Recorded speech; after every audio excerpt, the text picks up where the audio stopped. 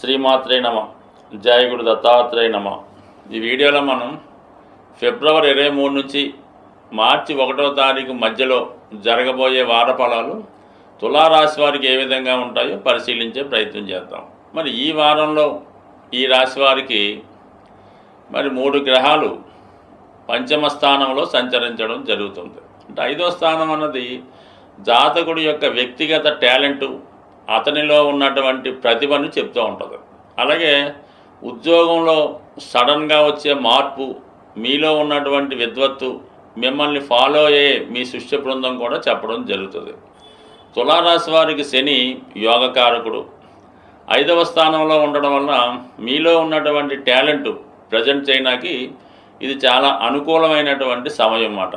మీరు సినిమా రంగంలో ఉన్నా, సాఫ్ట్వేర్ రంగంలో ఉన్నా, ఏ కళారంగంలో ఉన్నా సరే మీ ప్రతిభకు తగిన గుర్తింపు రావడం జరుగుతూ ఉంటుంది. అంటే దానికి రవిగ్రహం ఈ రాశికి లాభాధిపతి, పైపెచ్చు బాధకుడు. 5వ స్థానంలో రవితో చేరడం వల్ల ప్రభుత్వ ప్రోత్సాహం లభించే అవకాశం ఉన్నది. సో మీకు ఏదైనా ఒక ప్రభుత్వ రంగ సంస్థలో నామినేటెడ్ పోస్ట్ లాంటిది ఈ సమయంలో వచ్చే అవకాశం ఉన్నది. కొంతమందికి ప్రభుత్వం ఏదైనా ఆర్థికంగా సహకారం చేయడానికి కూడా ఈ గ్రహస్థితి అనుకూలించడం జరుగుతూ ఉంటుంది. దానికి అదనంగా భాగ్యాధిపతి బుధుడు, లాభాధిపతి రవితో కలిసి ఉండడం వల్ల మీలో ఉన్నటువంటి టాలెంట్కి గుర్తింపు వస్తుంది. ఇది ఎక్కువగా విద్యార్థులకి లాభసాటిగా ఉంటుంది. వారు ఎక్కడ ఏ విద్యలో ఉన్నా, ఏ కోర్సు నేర్చుకుంటున్నా మీకు ఏదో ఒక స్కాలర్షిప్ లాంటిది వస్తుంది, ఒక పార్ట్ టైం ఉద్యోగం లాంటిది కూడా వచ్చే అవకాశం ఉంది. అంటే ఈ 3 గ్రహాలు కూడా ఇంచుమించుగా ఈ 5వ స్థానంలో కుంభరాశిలో ఉండడం వల్ల వృత్తిపరమైనటువంటి మార్పు మీరు ప్రయత్నం చేయడం వల్ల వృత్తిలో మార్పు తప్పనిసరిగా వచ్చే అవకాశం ఉన్నది ఈ రాశి వారికి. ఇక ముఖ్యంగా 8వ స్థానంలో విపరీత రాజయోగంలో ఉన్నటువంటి గురు భగవానుడు అనూహ్యంగా మీలో ఉన్నటువంటి టాలెంట్ని అభివృద్ధి చేస్తాడు. ఒక ఆకస్మిక ధనలాభాన్ని కలగజేసే అవకాశం ఉంది. అంటే ఇక్కడ ఈ గురుగ్రహం మీకు తృతీయ షష్టాధిపతిగా అత్యంత పాపగ్రహం అవుతుంటాడు.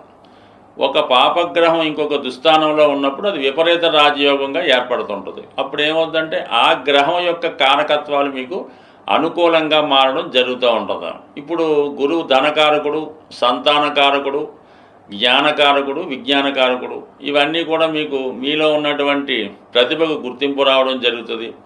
దాని పరంగా ఒక ఆకస్మిక ధనలాభం జరుగుతూ ఉంటుంది. పిల్లల విషయంలో ఏదో ఒక శుభవార్త వినడం కూడా జరుగుతూ ఉంటుంది. అంటే అష్టమం ఎప్పుడు కూడా సడన్గా ఫలితాన్ని ఇవ్వడం జరుగుతూ ఉంటుంది.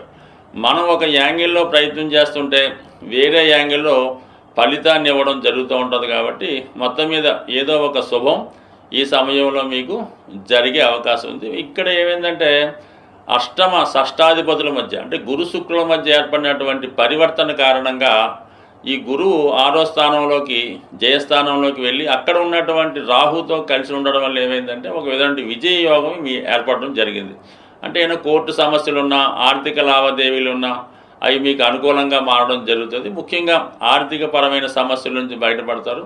మీ ఏదైనా నిందలు, బ్లేమ్స్, చికాకులు, బంధువులతో విరోధాలు ఉన్నా కూడా అవి ఆటోమేటిక్గా సాల్వ్ అయ్యే అవకాశం ఉంది. అంటే శత్రువులు నష్టపోతారు, మీకు అనుకూలించే అవకాశం ఉంది. ఇక శుక్రుడు అష్టమంలోకి వచ్చినప్పుడు ఇది స్త్రీలకు ఒక విధంగా అనుకూలించే అవకాశం అన్నమాట. అంటే ఏదైనా స్త్రీలకి అనుకోకుండా ఉద్యోగ ప్రయత్నం రావడం కానీ, విదేశ ప్రయత్నాలు ఫలించడం కానీ, వివాహం కుదరడం కానీ ఇవన్నీ కూడా మరి ఈ పరివర్తన వల్ల చాలా వరకు జరిగే అవకాశం ఉంది. అంటే ఏదైనా ఒక ప్రయత్నం మీరు అప్పటిదాకా చేస్తుంటే వేరే ప్రయత్నం ద్వారా మీకు ఫలితం లభిస్తూ ఉంటుంది.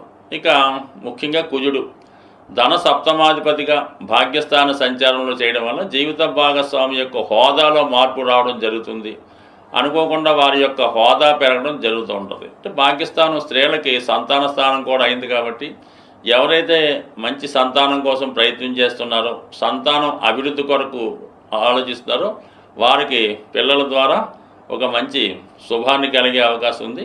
అలాగే ఏదన్నా పుణ్యక్షేత్రం కానీ, తీర్థయాత్రలు కానీ, విదేశ ప్రయత్నాలు చాలా వరకు ఫలించే అవకాశం ఉంది ఈ గ్రహ ప్రభావం వల్ల. ఇక వ్యయ స్థానంలో ఉన్నటువంటి కేతు మీ చేత ఒక మంచి గురువు లభించడం ద్వారా ఆయన యొక్క సలహాతో చాలా వరకు పుణ్య కార్యక్రమాలు, ఆధ్యాత్మిక కార్యక్రమంలో పాల్గొంటారు. బట్ ఏదైనా మీ యొక్క టాలెంట్కి తగిన గుర్తింపు, ప్రభుత్వ అవార్డులు ఈ సమయంలో వచ్చే అవకాశం ఉంటుంది. సాధారణంగా మరి ఈ వార ఫలాలు ఫాలో అవుతున్న వారికి గ్రహస్థితి నుంచి గ్రహాల యొక్క శుభ అశుభ ఫలితాల నుంచి మీకు అనుకూలంగా రావడానికి ఈ వారంలో వస్తుంది మహాశివరాత్రి.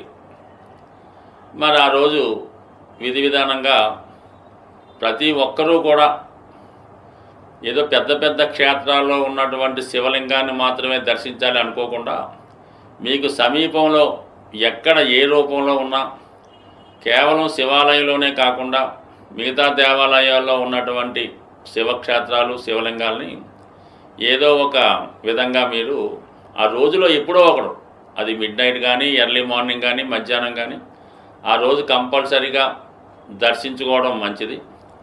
మనకి అనుకూలంగా సావకాశంగా ఖాళీ ఉండి అందరూ పూజించుకోవడానికి అనుకూలంగా ఉంటే మీరు మారేడు పత్రి మారేడు దళాల్ని ఎన్నో కొన్ని ఖచ్చితంగా సేకరించి మన స్వామివారి మీద అభిషేకంగా వేయడం వల్ల చాలా గొప్ప ఫలితాన్ని రావడం జరుగుతూ ఉంటుంది. ఇది ముఖ్యంగా చేసుకోవడం మంచిది. ఇంకా అది అనుకూలంగా దొరకని వాళ్ళు ఏదో ఒక ముఖ్యంగా స్వచ్ఛమైనటువంటి నీటితో అభిషేకం చేసినా పర్వాలేదు. ఏదైనా అభిషేకం చేసినప్పుడు కామన్గా ఈ ప్లాస్టిక్ కవర్లు అలా కాకుండా చక్కగా ఒక మంచి పాత్రలో మనం ఏదైతే అభిషేకం చేస్తామో ఆ ద్రవ్యాన్ని నింపి దానితో అభిషేకం చేయడం మంచిది.